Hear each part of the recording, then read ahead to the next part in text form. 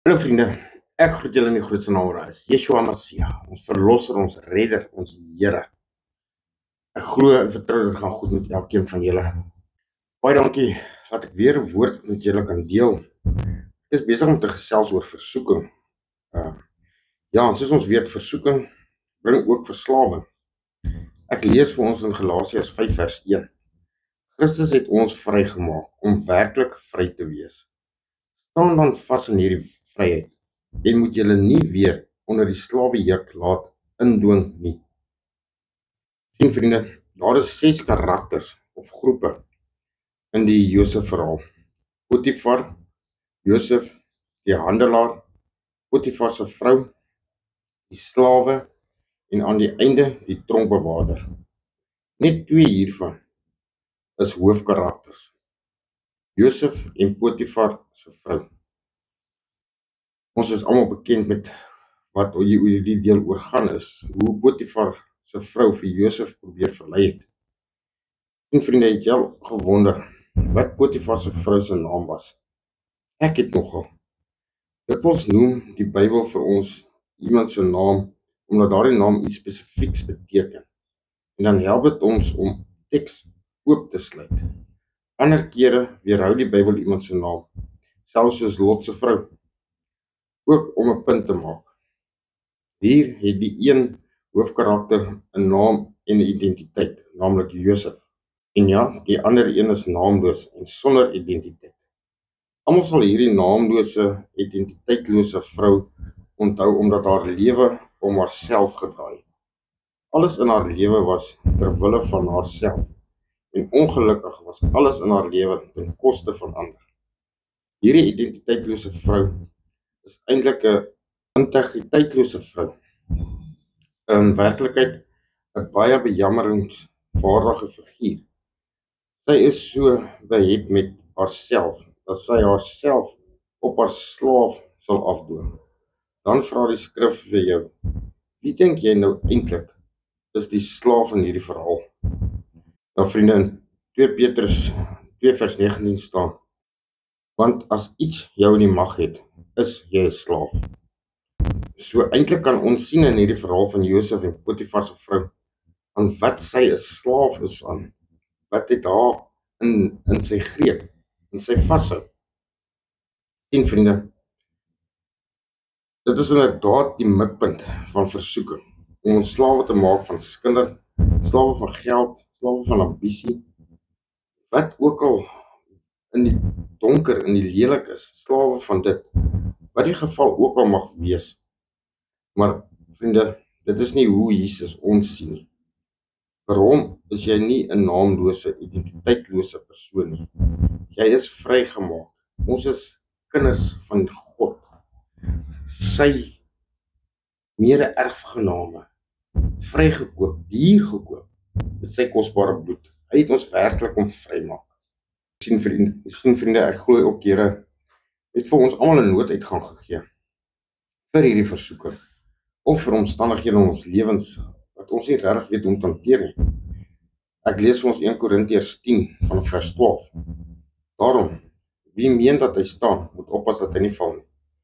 Geen versoeking wat meer is as wat 'n mens kan weerstaan, het julle oorval nie. God is getrou. Hy sal nie toelaat dat julle bo julle kragte versoek word nie. As die versoeking kom, sal hy ook die uitkoms gee, sodat julle dit kan weerstaan. Ja, nou dink ek aan die storie van Potifar se vrou. Vriende, dink julle nie Josef het so 'n bietjie ekstreem opgetree nie? Hy was nogal 'n papbroek om so weg te hardloop, dink julle nie? Sien vriende, dit is wat baie mense sal sê. Ons sou nie weghardloop nie. Ons sou dalk net die vrou se hand van ons skouer wil afhaal en dit ordentlik terugsit op haar skoot. Of ons sou dalk die saak met die vrou wil bespreek en 'n bietjie meer van haar daaroor wou redeneer. Of dalk sou ons net nie geskrik nie. Ja, maar ek dink ook, onthou ons lees die storie. So vir ons om dit te lees en dan daaroor te bepeins en te dink, ja, dan dink ek aan ons eie stories daar bylaas ongekin, ek sal so opgetree het of ek sal so opgetree het. Jy sien mense, vriende, die meeste mense is nie net bang om op die randjie van die afgrond te staan en onsself met die versoeking te beklei nie.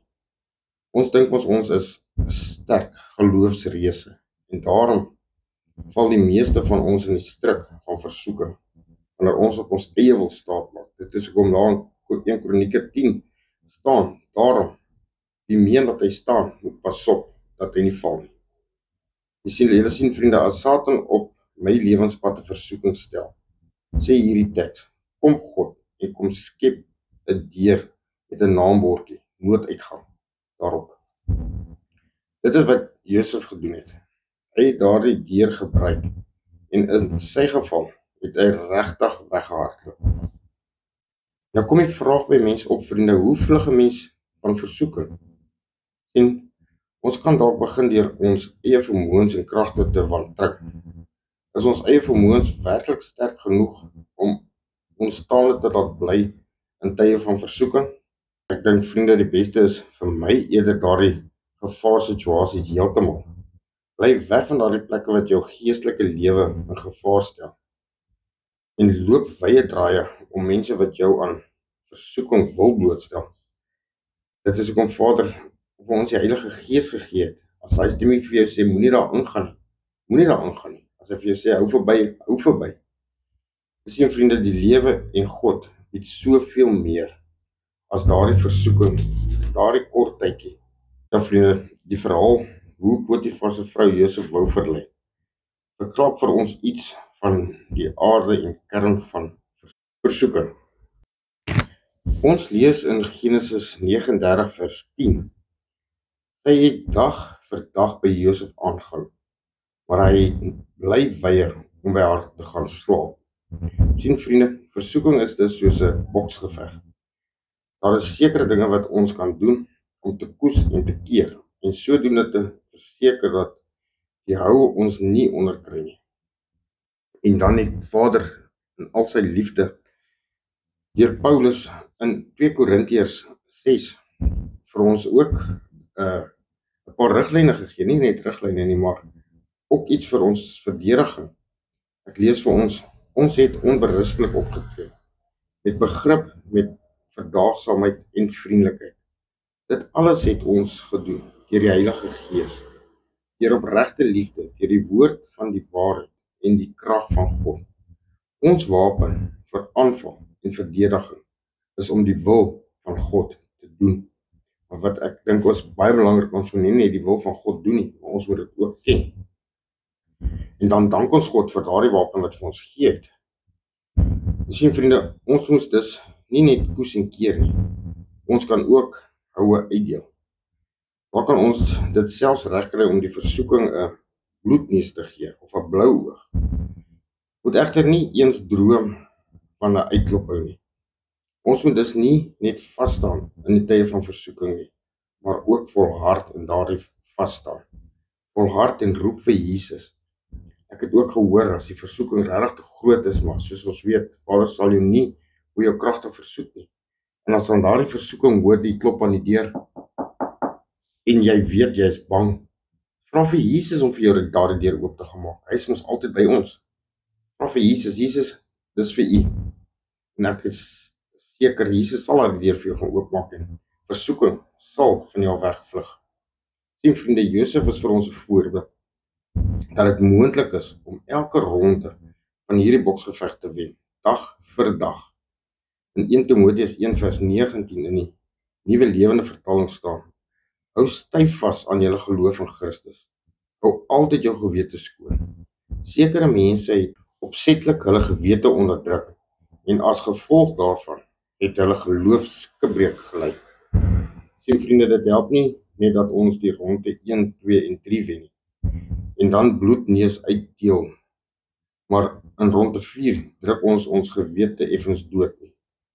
Nee, ons moet volhou tot die einde toe.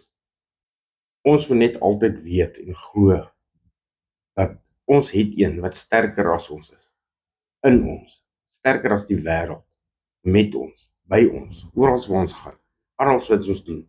Hy is in beheer, hy is in beheer van ons, en dit is ons almagtige God. O allerheiligste almagtige koning van alle konings, Jahwe Here ons God, Vader, Dankie weer eens dat ons weet dat ons is nie alleen op hierdie aarde nie, Here, en dankie dat ons weet dat U is saam met ons, by ons, oral waar ons gaan, Vader, deur alle beproewinge.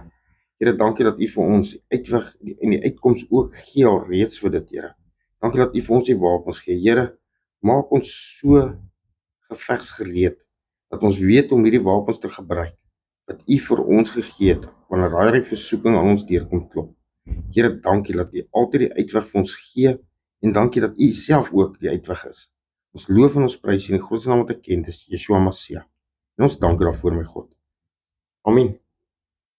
Vriende, mag die genade van die Here Jesus en die liefde van God en die gemeenskap van die Heilige Gees met julle almal wees.